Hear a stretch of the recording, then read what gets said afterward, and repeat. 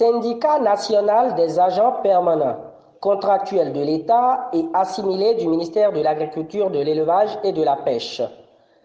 Lettre ouverte recommandée à l'attention de M. Benjamin I. B. Humpati, ministre de la Santé. Demande urgente d'informations sur les ingrédients majeurs et mineurs spécifiques contenus dans les vaccins que vous nous faites administrer, nous travailleurs du ministère de l'Agriculture, de l'Élevage et de la Pêche, et leur efficacité. Monsieur le ministre, le jeudi 1er avril 2021, par communiqué radio-télévisé, vous, ministre de la Santé, après avoir indiqué les départements dans lesquels la campagne de vaccination se déroulera au cours de la première phase, avez spécifié les personnes ciblées par la vaccination, avant d'annoncer que la vaccination est volontaire. C'est certainement pour cela que dans la note d'information sur la vaccination contre la COVID-19, qui porte l'entête du ministère de la Santé, nous avons noté, entre autres, que la protection par le vaccin contre la COVID-19 ne remplace pas les mesures de protection recommandées par le ministère de la Santé. Les réactions allergiques aux vaccins ou aux additifs sont très rares et surviennent généralement peu de temps après la vaccination. Le vaccin que nous utilisons est scientifiquement validé et approuvé par l'OMS et est gratuit.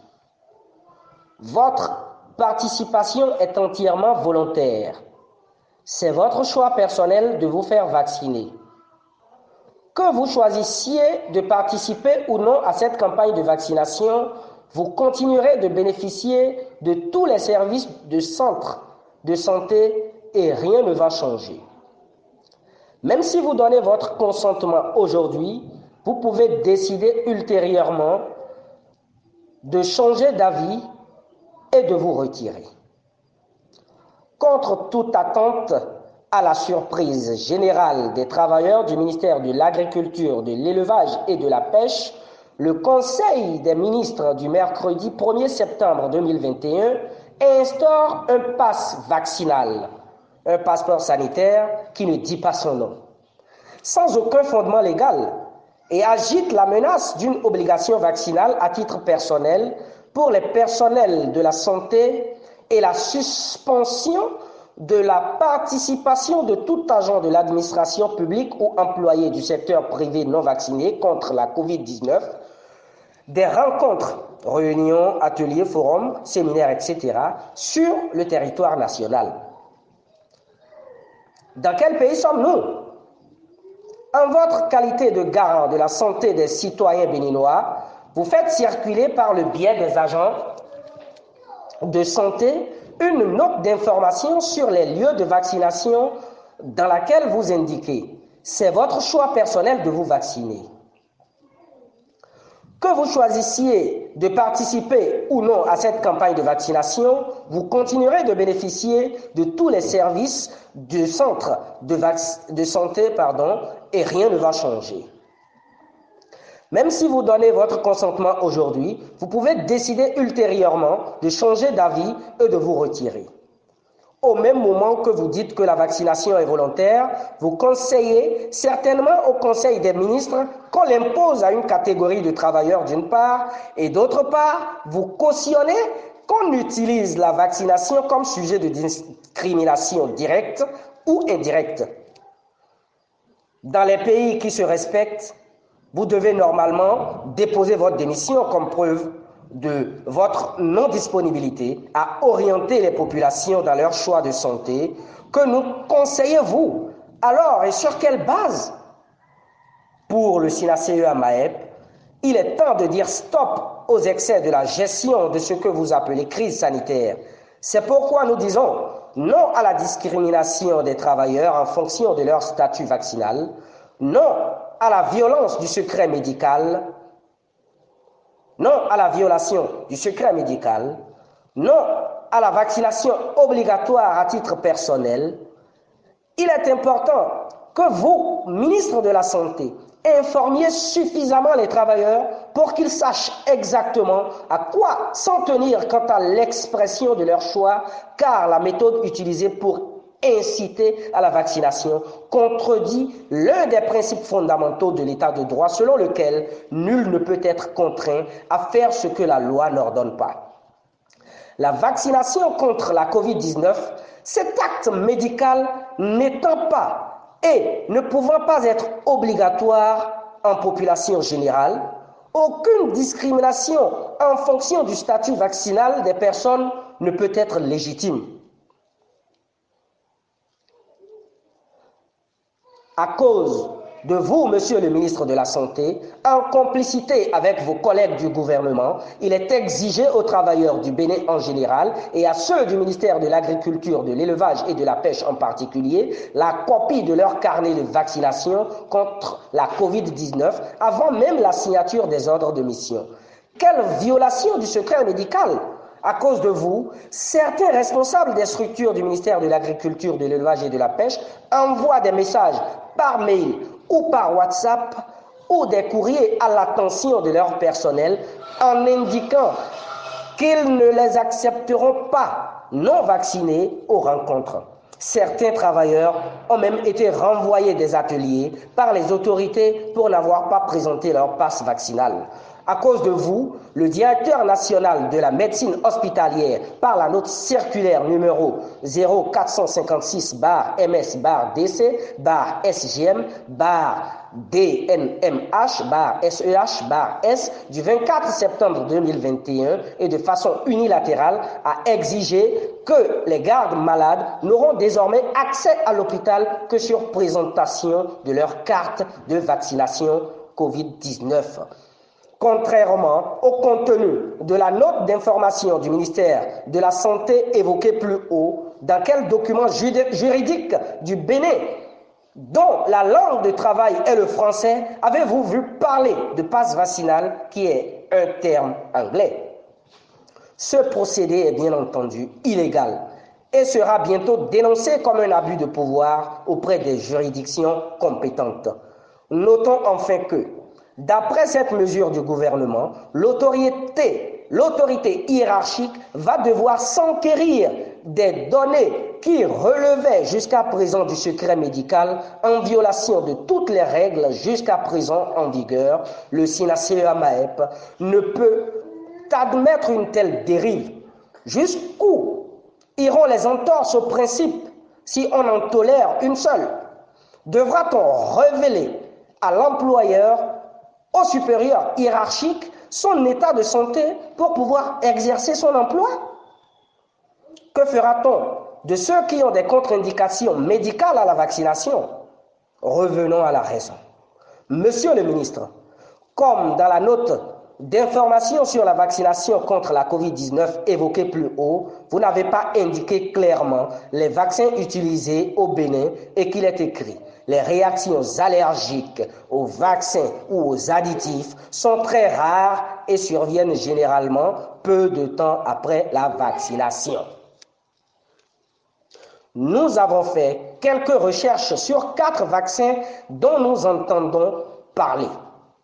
Permettez-nous de soumettre les résultats de ces recherches à votre appréciation afin que vous nous les confirmiez ou les infirmiez.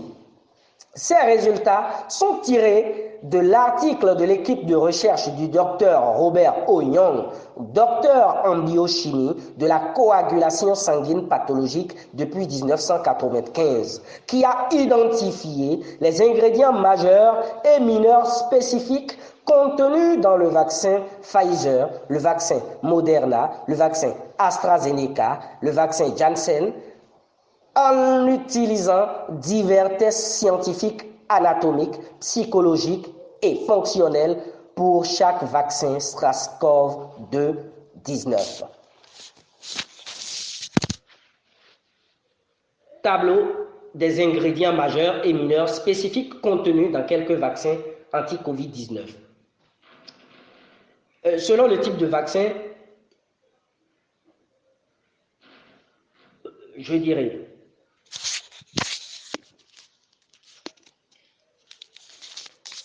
Le vaccin AstraZeneca est composé des agrégats de fer, de chrome et de nickel, également connu sous le nom d'acier inoxydable composé de micro-nanoparticules incorporées. Il est composé également d'histidine, de saccharose, de polyéthylène glycol, PEG, et d'alcool éthylénique. Le vaccin Johnson & Johnson est composé de particules composées d'acier inoxydable collées ensemble avec une colle à base de carbone, d'oxyde de graphène réduit. Cet agrégat est hautement magnétique et peut déclencher une coagulation sanguine pathogène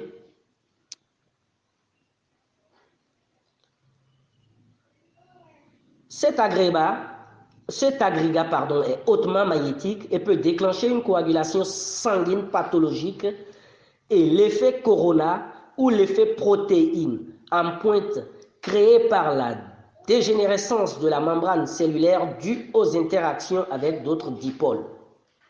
Le vaccin Pfizer est composé des particules d'oxyde de graphène. Un corps allongé de 50 microns, il paraît et est identifié anatomiquement comme parasite Trypanosoma cruzi d'environ 20 microns composé de carbone, d'oxygène, de chrome, de soufre, d'aluminium, de chlorure d'azote, dont plusieurs variantes sont mortelles et qui est l'une des nombreuses causes du syndrome d'immunodéficience acquise ou SIDA. Il est composé également de particules blanches de 2 microns de long et est composé de bismuth, carbone, oxygène, aluminium, sodium, cuivre et azote.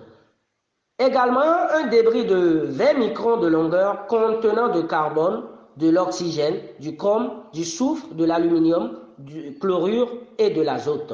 D'un agrégat aussi de nanoparticules comprenant du bismuth, du titane, du vanadium, du fer, du cuivre, du silicium et de l'aluminium.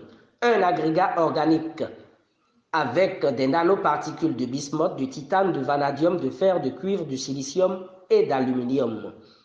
Le vaccin Moderna Spikevax est composé d'oxyde de graphène réduit à base de carbone dans lequel sont incorporées des nanoparticules composées de carbone, d'azote, d'oxygène, d'aluminium, de cuivre, de fer et de chlore.